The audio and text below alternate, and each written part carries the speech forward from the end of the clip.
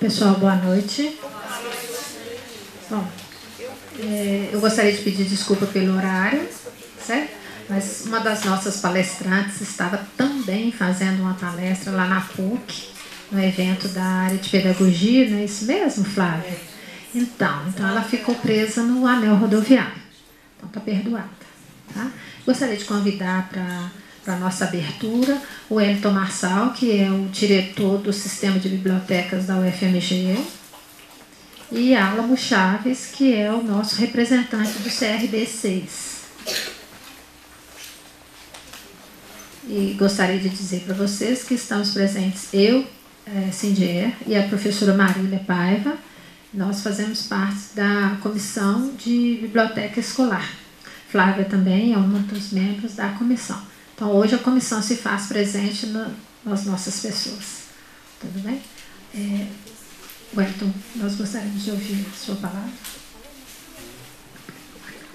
Tudo bem, então, quem sou eu para desobedecer Cindier? Boa noite a todas e a todos. É uma honra para o Sistema de Bibliotecas participar dessa atividade proposta pela comissão. Boa noite, Cindier. Boa noite, Alan. Eu sempre esqueço dessa parte. Bom, a Comissão de Biblioteca Escolar. E eu comentei há pouco, mas eu achei bastante propício para o que nos une hoje, comentar uma ação específica que eu e a Nália, a vice-diretora, temos tentado materializar entre as várias coisas que a gente tem que encaminhar na diretoria do Sistema de Bibliotecas. Certamente é do conhecimento de vocês, que nos últimos anos a administração central desta, o UFMG, tem implementado uma série de centros de estudos internacionais, e aí centros de estudos latino-americanos, chineses e, entre eles, o Centro de Estudos Africanos. Esses centros, eles na estrutura da universidade, eles são vinculados à DRI, Diretoria de Relações Internacionais, e o Centro de Estudos Africanos, atualmente, tem como coordenadora a professora Vani Cleia, aqui da casa, né, e aqui da Fafiche, e nós temos, praticamente há 2 anos e meio, quando esteve aqui na Faculdade de Letras uma professora angolana para discutir algumas questões sobre língua, linguística, de uma região específica de Angola, a professora Amélia Mingas, eu me levantei lá na hora do debate e disse algo que a professora Sônia Queiroz e quem estava na UFMG registrou, e aí agora eu tenho tentado implementar, porque eu fui falar, e era o seguinte, e tem relação direta com a implementação desta lei, no nosso ponto de vista. Nos incomodava, em um levantamento que foi feito no acervo bibliográfico da UFMG, que tem cerca de 1.030.000 exemplares atualmente, esse mapeamento a gente buscava identificar aquelas obras em todas as áreas do conhecimento que tematizavam africanidades. E muito nos assustou, nem tanto, perceber que a grande parte desse acervo específico é uma produção em que alguém diz sobre África, independentemente da área. Então eu vi que aí estava um ponto que a gente tinha que olhar com atenção. E o que é que a gente tomou como uma questão de honra? Encontrar uma forma de compor um acervo específico que fosse formado essencialmente por obras sobre África, produzida por massa crítica africana, para que a gente pudesse ofertar ou oferecer mais um ponto de vista sobre esse lugar produzido por alguém que não um europeu ou um pesquisador dos Estados Unidos, que isso é muito fácil de conseguir comprar e incluir nos nossos acervos. Então isso parece simples, mas o fato é que para eu conseguir trazer para essa universidade um livro de uma editora de Guiné-Bissau, por exemplo, a Cusimon, que é uma editora de 1994 que tem menos de 30 títulos no seu catálogo, é quase impossível. A não ser que eu compre uma passagem e vá a Guiné-Bissau e traga os livros na minha bolsa e tente fazer com que eles passem pela alfândega e componham o acervo da universidade. O fato é que, qual que é o ponto de honra para a nossa gestão? É que se eu consigo comprar livros produzidos na Europa, se eu consigo comprar livros dos Estados Unidos, se eu consigo comprar livros de qualquer outro lugar do mundo, por que o sistema é armado de uma forma tal que eu não consigo fazer chegar aqui de jeito nenhum esse outro livro produzido nesse outro espaço? Então, tem 2 anos e meio que a gente está tentando, aí a gente vai, bate lá, não dá certo, tenta de outro jeito, não dá certo, tenta de outro jeito, não dá certo. E aí, qual que é o fato novo? Quinta-feira passada, à noite, num projeto piloto que a gente estava tentando, assim, contornando todos os não que a gente teve, a gente fez um ensaio com uma editora específica de Maputo e Moçambique, então a gente pegou uma coisa assim, bem exagerada, né? Lá do outro lado do continente africano, e a Capicua, e conseguimos, finalmente. Então eu acho que isso é um fato, assim, me parece ser um fato histórico.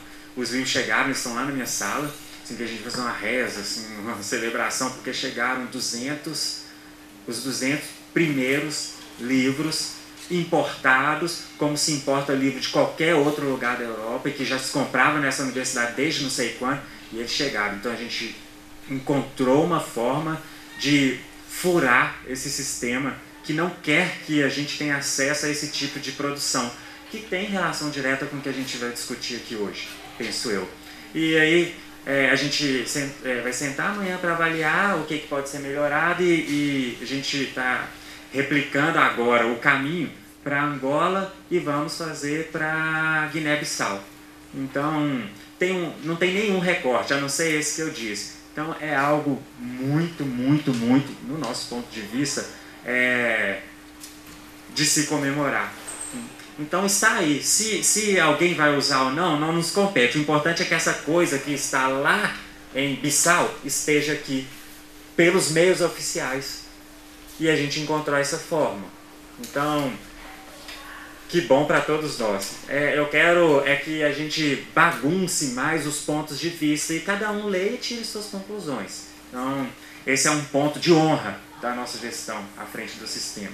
Um dos pontos. É isso que eu achei muito providencial, assim, comunicar, partilhar com vocês. Então, aguardemos as cenas do próximo capítulo. No mais, eu desejo a todos nós uma excelente noite, que eu acho que, se me permite, a gente já começou muito bem. Obrigado. E o sistema está às ordens, sempre. Obrigada, Wellington. Essa notícia foi muito boa, principalmente para a nossa comunidade acadêmica. Isso é importante demais. A gente precisa avançar, né? Mas vocês já estão de parabéns, em princípio. Espero que a gente continue avançando mais. E gostaria de convidar o Alamo para dar as boas-vindas a vocês pelo CRB. Obrigado. Eu não tenho uma notícia desse porte do Wellington para dar também. O CRB é uma autarquia com uma atuação bem menor que uma universidade. Mas eu queria dizer a todos, se tiverem bibliotecários aqui, que nós estamos de portas abertas lá no edifício Acaiaca. Estamos fazendo o possível e o impossível para examinar a área de biblioteconomia, ciência da informação. E é isso. São todos muito bem-vindos lá. Boa noite. Obrigada, Wellington. Obrigada, Alan. E agora nós vamos convidar para compor a nossa mesa, para a nossa discussão de hoje, Mara Evaristo, coordenadora do Núcleo de Relações Étnico-Raciais da SMED. coordenadora participante também do Fórum Permanente de Educação e Diversidade Étnico-Racial de Minas Gerais, do Instituto Cultural Casarão das Artes, tá? A Mara é formada em Letras e está fazendo especialização em Gestão Pública na Fundação Perseu Abramo. É isso mesmo, Mara? Então, seja muito bem-vinda. Gostaria de convidar o nosso mediador, Mauro Lúcio Jerônimo, que é doutorando aqui do Departamento de Ciências Políticas da FAFISH e também estudioso das temáticas que serão discutidas aqui. Ele que vai fazer a intermediação da conversa. E Flávia Filomena, bibliotecária do Centro Pedagógico daqui da UFMG e pesquisadora do Grupo de Pesquisa Teoria Crítica da Sociedade, Cultura e Infância da PUC. Então, eu espero que nós tenhamos uma excelente discussão e que tenhamos todos uma boa noite. Flávia, você quem vai começar. Você trouxe alguma apresentação? Não? Então eu vou desligar aqui. Ou pode deixar, Nara? Você se incomoda de deixar a sua ali enquanto Flávia fala? Então, ótimo. Flávia, fica à vontade. Boa noite a todos. Eu poderia até falar primeiro, mas eu acho que os convidados, né, como eu sou da casa, eu vou passar a palavra para a Mara, né, primeiro. Ela fala, que eu acho que eu fico mais à vontade de deixar a nossa visita falando primeiro. Então, acho que eu vou precisar. Pode não.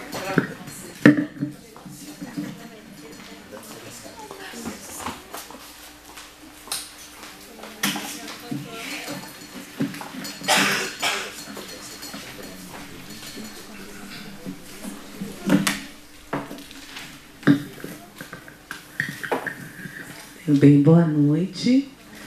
Quero agradecer o convite, vou agradecer em nome da Cindy, que teve a paciência de aguardar um pouco as organizações da agenda para eu estar aqui com vocês. E quero agradecer a vocês por essa noite que a gente vai pautar esse tema que é tão importante para a educação e muito para as bibliotecas escolares. Vou localizar para vocês um pouquinho, né, a abordagem que eu vou fazer aqui hoje. Queria destacar que eu sou professora também da rede, trabalhei muitos anos na Regional Leste. Em 2011 que eu comecei a trabalhar na gestão, primeiro eu comecei a trabalhar na educação infantil e depois assumi a coordenação do Núcleo de Relações Étnico-Raciais. O núcleo ele tem uma existência que ela tem uma aproximação grande com a agenda de ações afirmativas aqui na UFMG. A gente tem uma boa parte dos profissionais que participaram da construção do núcleo que também passaram pelo UFMG. Então, essa agenda política ela caminhou bem coladinha aqui na UFMG. Eu me organizei pensando um pouco, eu não sou bibliotecária, né? Então, eu pensei em trazer um pouco da construção da política de implementação da Lei 10.639, contextualizando um pouco para as pessoas como que isso chega na educação, trazendo um pouco das referências que a gente tem hoje na educação municipal, pensando também as creches conveniadas, que essa é uma pauta que ela envolve essas instituições, e vou trabalhar também diretamente com o acervo das bibliotecas, que está dentro de uma agenda que o núcleo coordena, que é o Kit de Literatura Afro-Brasileira. Ok? Quando a Cindy me convidou, ainda falei com ela, eu não tenho um perfil muito acadêmico na apresentação, então minha lógica é muito da gestão pública. Se vocês sentirem necessidade de fazer alguma pergunta, buscar alguma outra referência que eu não tiver apresentado, fiquem à vontade, ok? Bom, para começar e contextualizar, como que essa pauta chega à rede? Eu disse boa noite? Ah, que bom! Fiquei um pouquinho ansiosa e falei, nossa, cumprimentei vocês todos. Um prazer estar aqui, tá? Então tá, como que essa ação chega na educação, né? Para a gente pensar a Lei 10.639, é importante a gente pensar a história do Brasil nos últimos anos, principalmente considerando o período da da nossa Constituição, década de 80, né? Constituição de 88, havia uma grande movimentação no Brasil, pensando essas populações que ficavam à margem da política pública. Nesse contexto, a população negra. Nessa Constituição já há um primeiro movimento para pensar o trabalho, a dinâmica da educação, considerando essa configuração da formação no Brasil. Nessa agenda da década de 80 da Constituição, Belo Horizonte, quem já foi da rede ou viveu na rede municipal de educação nesse período, vai identificar nas agendas sindicais já alguns questionamentos ou posicionamentos pensando o currículo. Então, Belo Horizonte, depois da conferência, depois da promulgação da Constituição, quando o município começa a fazer a discussão da lei orgânica, esse movimento resulta numa lei orgânica avançada para a época.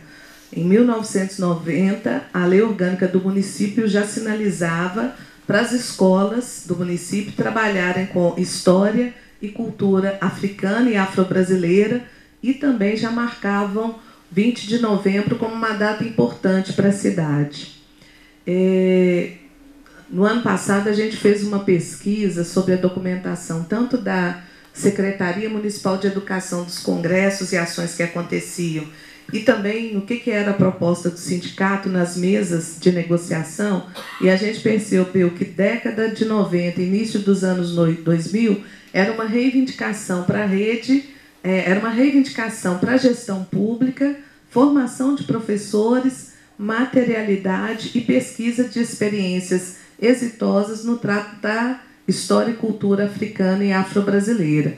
Então, eu contextualizei tudo para vocês terem uma dimensão que em Belo Horizonte, quando a Lei 10.639 chega, né, junto com o resto do Brasil, já havia uma mobilização nesse sentido. De lá para cá foram várias outras normatizações, mais à frente eu vou trabalhar um pouquinho com elas. Além de trabalhar com as normativas, fiz aqui uma contextualização histórica. Na minha fala também eu vou contemplar alguns conceitos, algumas questões da política pública e da literatura. Ok? Vamos lá. Para vocês entenderem como que essa pauta está e tem uma importância dentro da secretaria, de 2004 que o núcleo surgiu até hoje, nós passamos por praticamente três secretários de educação, de partidos diferentes. Essa foi uma política que não teve interrupção. Ela vem num crescente e as propostas, os programas, os projetos, eles foram se aperfeiçoando. Isso é extremamente importante para a gente pensar política pública, porque a gente tem condições de avaliar o que foi o processo de implementação, as dificuldades, e ir contornando, né, contornando e vencendo os desafios que são sinalizados. Então, um pouco do histórico e do que eu vou trazer para vocês tem relação com todas essas pessoas que passaram pelo núcleo. Eu vou trazer aqui também algumas referências do contexto das escolas para onde a gente tem mais desafios em trabalhar com a história e com a cultura africana e afro-brasileira. Eu vou trabalhar com a educação infantil fundamental e a EJA. Quando, em 2001, né, se começa essa discussão da formação de professores, da necessidade de materialidade, foi feita uma pesquisa informal em instituições de 2 regionais da cidade, onde os professores da educação infantil diziam que não existia discriminação na educação infantil. O discurso era muito que todo mundo era igual, que se trouxesse, né, que era a demanda, buscar, oferecer na educação infantil uma literatura com personagens negros, havia professores que diziam que ficavam preocupados com esse destaque ou com essa apresentação, porque poderia surgir discriminação onde não tinha. A gente precisa lembrar que em 2001 não tinham muitas obras com personagens negros. Então, o que a gente propunha era que, na contação de histórias, nas agendas onde os professores fossem trabalhar a literatura, que eles pudessem desenvolver atividades onde a criança tivesse a possibilidade de criar personagens conforme as etnias do território, né? Então, se a escola queria trabalhar com uma história como A Bela Adormecida, né, como que essa história se daria naquele contexto? Era possível fazer alguma reinvenção, alguma forma de provocar a imaginação das crianças com personagens diferentes? E naquela época os professores tinham um pouco de receio dessas situações, né? A oferta de acervo literário ficava em torno dos clássicos e mais nada. Para vencer esse processo, a gente fez então uma pergunta para eles. Se de fato as crianças não percebiam as diferenças, se elas traziam algum registro, algum relato das diferenças que elas percebiam, quer seja na percepção dos coleguinhas, né, ou sobre algum material que a escola utilizasse. Nesse processo, nós ficamos praticamente 6 meses acompanhando e os professores monitorando um pouco como que as crianças, o que as crianças traziam sobre as diferenças. Esses registros aqui dizem respeito a crianças com a idade entre 3 anos, 4 anos e 5 anos, até 6, né? A gente buscou aquilo que era mais evidente e aquilo que era mais comum, né? Então, a gente percebeu que a associação que a criança, nessa faixa etária, fazia ou com bonecos negros, ou com a cor preta, ou com as pessoas negras, tinha uma aproximação muito grande com a sua vivência familiar ou cultural, pensando naquele território, né? Isso foi importante para os professores que diziam que as crianças não percebiam as diferenças. Eu trouxe aqui alguns, né? E a gente vai ver também que essas frases que elas iam dizendo eram em situações bem diversificadas, ou quando estavam brincando, ou quando estavam com algum boneco, algum material onde aparecia algum personagem negro. Isso foi extremamente importante para a gente ver que, embora o sentimento fosse que a educação infantil não percebia as diferenças, elas já percebiam culturalmente como é que as pessoas eram tratadas e reproduziam isso. Isso ficou provocando, né, os professores, e aí a gente começou a discutir qual a estratégia para mudar essa situação. Então, a literatura ela começa a ser uma preocupação forte na educação infantil, pensando quais obras literárias a serem apresentadas a partir dessa percepção de que, a partir dos 2 anos, as crianças já estão identificando como que as pessoas se tratam e retornam para os seus colegas esse aprendizado todo que elas fazem. Só para vocês terem uma dimensão, a terceira frase, nessa época, já tinha aquela revista História, né, que é muito usada, Menina Bonita do Laço de Fita. Aí vocês vão ver lá embaixo, né, a 4ª e a 3ª frase de baixo para cima, que 15 dias depois que a escola tinha feito uma atividade de contação de histórias, os meninos já tinham feito uma outra forma de tratar dessa história, falando que a menina bonita do laço de fia é feia porque é preta, né? E menina horrorosa do laço rosa. Então, vejam, em todas as frases a gente identifica, em todas não, mas a maioria, a questão religiosa presente, a questão religiosa reforçando uma ideia de que tudo que é positivo é branco e tudo que é ruim é preto, né? A gente percebe que algumas palavras usadas, algumas não, as palavras usadas não são do universo infantil, né? Quantas crianças de Belo Horizonte conhecem o animal que a gente identifica por burro? Quantas pessoas de Belo Horizonte, crianças nessa faixa etária, têm contato com fogueira para saber o que é tição? quantas crianças em Belo Horizonte dessa faixa etária vão saber o que foi a escravidão, para usar esse termo, escravinha, porque uma boneca é negra. Então, as crianças usavam essa forma de tratamento, mesmo sem ter a dimensão do que aquilo significava, mas por entender que aquilo de alguma forma afetaria o outro, né? Então, elas usavam essas expressões. Com o ensino fundamental, o processo ele não foi tão impactante. Por quê? Porque já em 2000, 2001, 2002, já tinha essa discussão que a questão racial e o racismo estava presente dentro das escolas. Então, Belo Horizonte viveu uma grande movimentação de profissionais, grande que eu faço em relação ao resto do Brasil, tá?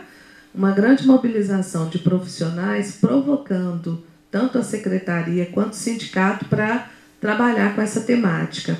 Mas isso chega, né, vai surgindo para dentro da gestão de várias formas. Em 2011, a secretaria recebeu uma carta de um aluno. Como que esse aluno manda essa carta para a secretaria? Ele sabia que tinha uma pessoa que ia às escolas e que essa pessoa era uma referência, era uma representante da secretaria, e sabia que a secretaria tinha condições de interferir na escola dele. Era uma criança de 9 anos. E ele mandou essa carta, pediu para entregar na secretaria, né? Mais um desabafo do que uma solicitação explícita. Mas foi um processo muito duro para a gente perceber que o quanto esse contexto, à medida que a gente viu a carta, nós omitimos o nome e a identificação da escola, mas começamos a apresentar, né, para profissionais que atuavam no acompanhamento, direções da escola, conversando um pouco sobre esse contexto que as crianças estavam vivendo. E foi muito triste perceber que praticamente todas as escolas a situação poderia estar acontecendo da mesma forma, né? Ainda era e ainda hoje, em algumas escolas, é comum o tratamento desrespeitoso. No caso desse texto, eu vou fazer a leitura, porque eu já li tanto que eu memorizei aqui algumas palavras, talvez vocês tenham dificuldade, porque a letra ali não ficou tão visível, né? Ele escreve em junho de 2011 e diz o seguinte: eu sou apelidado desde que eu entrei nessa escola e estou cansado de pôr em apelido, da minha cor, do meu nome, de mim inteiro. Na escola, onde eu vou, eu sou apelidado. Isso me deixa bem chateado. Qualquer coisa preta que eu uso, ou eles falam que eu estou pelado, ou estou descalço. Se juntam para inventar mais apelidos. Falam que eu sou a pessoa mais escura do mundo. E muitos outros apelidos, tipo fumaça, macaco, tizil, tição, carvão, sola de sapato. Quando alguém apaga a luz, eles ficam falando: cadê você, escuridão? Qualquer coisa que é escura, eles falam que essa coisa é mais clara do que eu, e que eu sou preto que dói. Na conversa, né, com a própria escola, isso foi muito impactante para os professores. E aí a gente vê a importância da escrita, né? Eles viam as crianças fazendo um tratamento ofensivo, mas isso estava tão naturalizado que ninguém se importava ou achava que a orientação, às vezes, para as crianças era: quanto mais você falar, mais vão mexer com você, você tem que deixar de lado.